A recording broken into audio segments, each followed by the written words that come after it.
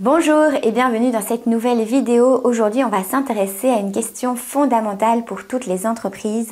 Quelles sont les différences entre la procédure civile et la procédure pénale dans le milieu économique et le droit des affaires? Pourquoi c'est essentiel de comprendre ces différences? Eh bien, simplement parce que ces deux types de procédures touchent directement à tes droits, que ce soit dans tes relations privées ou face à la justice pénale. Tu vas voir, ça va te permettre d'y voir plus clair si tu dois un jour faire face à l'une de ces situations. Que tu sois entrepreneur, dirigeant ou freelance, comprendre ces distinctions peut faire toute la différence dans la gestion de tes affaires. Je vais te donner des exemples concrets tirés du monde économique pour illustrer tout ça. Et bien sûr, on garde un ton sympa et accessible comme dans toutes mes vidéos. C'est parti! La première différence, c'est l'enjeu des procédures qui n'est pas le même. Commençons par la procédure civile. Dans ce type de procédure, on parle souvent de litige entre personnes ou entreprises. C'est un moyen d'obtenir une solution équitable pour des conflits d'intérêts privés. Par exemple, tu peux demander des dommages et intérêts si tu estimes avoir subi un préjudice ou encore forcer quelqu'un à respecter une obligation. Dans le milieu économique, la procédure civile est celle qui va être la plus courante pour régler les litiges entre entreprises ou avec des clients et des fournisseurs.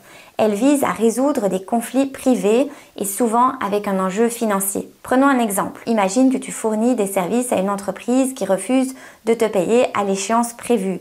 Eh bien, tu peux engager une procédure civile pour forcer cette entreprise à te verser la somme due. Ce type de litige est courant dans le monde des affaires et l'objectif est généralement d'obtenir une compensation financière ou l'exécution d'une obligation contractuelle. Bon, pour une facture impayée, on ne va pas directement au tribunal. Il y a d'autres méthodes avant d'en arriver là. Autre exemple, un client rompt un contrat sans respecter les conditions prévues. En tant qu'entrepreneur, tu peux le poursuivre en justice pour obtenir des dommages et intérêts ou demander la résolution du contrat au tort de l'autre partie. C'est une procédure civile typique en droit des affaires car elle concerne l'exécution des accords commerciaux. Alors, comme je l'ai déjà dit, le tribunal, c'est vraiment en dernier recours. Il y a bien d'autres méthodes de résoudre ces différends avant d'en arriver là. Prenons maintenant un dernier exemple en matière de concurrence déloyale. Dans certains cas, si une entreprise utilise des pratiques déloyales, comme voler tes clients ou diffuser des informations fausses sur ton activité, tu peux engager une procédure civile pour obtenir réparation. Là, l'objectif est de faire cesser la pratique et d'être indemnisé pour les pertes subies. En résumé, dans le cadre économique, la procédure civile permet de gérer des relations commerciales et contractuelles de manière structurée et équitable, en tout cas devant le tribunal avec un juge impartial. Passons maintenant à la procédure pénale. Au pénal, on parle de l'intérêt public. Le but, c'est vraiment de sanctionner des comportements qui menacent l'ordre public et la sécurité dans notre société. On ne parle donc plus ici de simples litiges commerciaux, mais de comportements qui mettent en danger l'ordre public économique. Les enjeux vont bien au-delà des intérêts individuels, ils concernent tout le monde. Voyons quelques exemples que l'on peut rencontrer dans le monde des affaires et en particulier dans l'univers numérique. Par exemple, la fraude. C'est un exemple assez fréquent. Imagine une entreprise qui manipule ses comptes pour attirer des investisseurs ou échapper à des impôts. Là, on entre dans le domaine de la procédure pénale parce que ces comportements nuisent directement à la société dans son ensemble. L'entreprise peut être poursuivie par le ministère public et les dirigeants peuvent faire face à des peines comme des amendes ou même des peines de prison. Dans le milieu numérique, on a aussi par exemple la fraude à la carte bancaire. C'est l'utilisation frauduleuse de cartes bancaires et cela se produit lorsque quelqu'un utilise des informations de carte de crédit volées pour effectuer des achats en ligne. Les entreprises peuvent également être complices si elles ne mettent pas en place des mesures de sécurité adéquates pour protéger les transactions. En matière pénale, on a aussi d'autres infractions comme le blanchiment d'argent. C'est une infraction très grave dans le monde des affaires et les entreprises qui tentent de dissimuler l'origine illégale de fonds en les réinjectant dans l'économie légale s'exposent à de lourdes peines pénales. Autre exemple, en ligne, l'escroquerie par la vente de produits qui sont en fait inexistants. Certains sites e-commerce peuvent se livrer à des pratiques frauduleuses en proposant des produits qui n'existent pas et les auteurs peuvent être poursuivis pénalement. Là, la difficulté va être d'identifier les fraudeurs et ça, c'est aussi tout l'enjeu en matière pénale. C'est pour ça qu'il y a des enquêtes, etc. On peut aussi avoir des sanctions pénales pour des publicités mensongères ou trompeuses. Dans le cadre du e-commerce, diffuser des publicités mensongères pour inciter les consommateurs à acheter un produit constitue une infraction. Cela peut inclure des fausses déclarations sur les caractéristiques d'un produit, son prix ou des promotions fictives. On a aussi une infraction pour le non-respect du droit de rétractation. En Europe, les consommateurs disposent d'un droit de rétractation lorsqu'ils achètent en ligne, ce qui leur permet de retourner un produit dans un certain délai sans justification. En fait, ne pas informer clairement les clients de ce droit ou ne pas le respecter peut entraîner des poursuites pour violation des obligations légales du vendeur. On a aussi des sanctions pénales pour violation des obligations liées au RGPD. Et en réalité, toutes ces infractions et les sanctions à la clé, je les ai listées dans un e-book que tu peux télécharger gratuitement sur mon site. Je t'invite à aller le télécharger si ce n'est pas encore fait. Tu verras que tu peux éviter jusqu'à 426 000 € d'amende. Ce n'est pas rien. On a aussi des infractions, par exemple, pour usurpation d'identité numérique.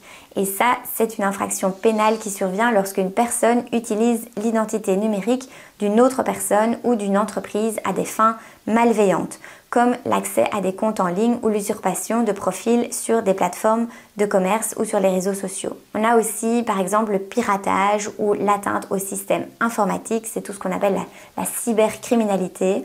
Voilà, ça aussi, ça fait partie du milieu pénal dans le droit des affaires. Je pense que tu as compris en quoi consistait une infraction pénale grâce à ces différents exemples. Bien évidemment, cette liste n'est pas exhaustive. Il y a bien d'autres infractions qui existent. Les infractions sont assez nombreuses et certainement dans le cadre du marché numérique en Europe, puisque face à leur écran, les consommateurs sont assez vulnérables et les possibilités d'escroquer les consommateurs sont importantes. Passons maintenant à la deuxième différence entre procédure civile et pénale, les acteurs de ces procédures. Les procédures civiles et pénales n'impliquent pas les mêmes acteurs. En procédure civile, ce sera généralement ton entreprise contre un autre acteur, un client, un fournisseur, un concurrent par exemple. En procédure pénale par contre, tu verras intervenir le ministère public qui agit pour protéger l'intérêt général.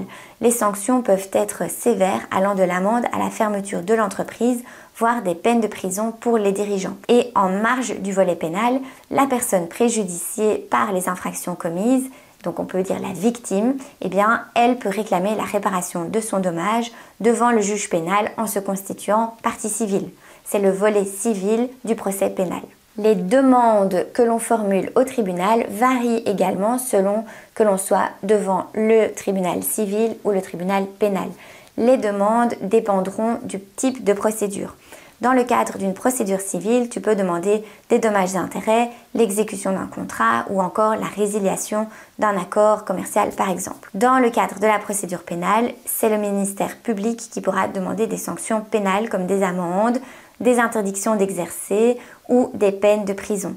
De plus, en tant que victime d'une infraction, tu pourras aussi demander réparation pour les préjudices subis en qualité de partie civile. Le déroulement des procédures présente aussi des différences et je ne rentre pas ici dans les détails du déroulement de chaque type de procédure. Pour tout savoir sur ce sujet, je te renvoie vers la playlist consacrée aux procédures. Pour conclure, que tu sois dirigeant d'entreprise ou indépendant, il est vraiment important de bien comprendre les différences entre la procédure civile et pénale pour savoir à quel tribunal t'adresser et comment tout ça va fonctionner. Et si tu as des questions plus spécifiques ou que tu veux t'assurer que ton entreprise est bien protégée d'un point de vue juridique, je t'invite à réserver une consultation directement via mon site. C'est simple, tu peux choisir le créneau qui te convient le mieux et on discute ensemble de tes besoins. Le lien est dans la description. C'est tout pour aujourd'hui, je retourne à mes dossiers et je te dis à très bientôt pour une prochaine vidéo. Ciao ciao! Si tu veux aller plus loin, je te propose de plus en plus de services directement accessibles via le site du cabinet. Tu peux notamment y réserver une consultation, commander des modèles de contrats, des fiches pratiques ou même des tests de conformité. Si tu préfères des documents sur mesure, tu peux aussi passer par le site et je te propose également des formations sur les thématiques traitées dans mes vidéos. Tout est sur le site, je te mets le lien en description, n'hésite pas à aller découvrir tout ça.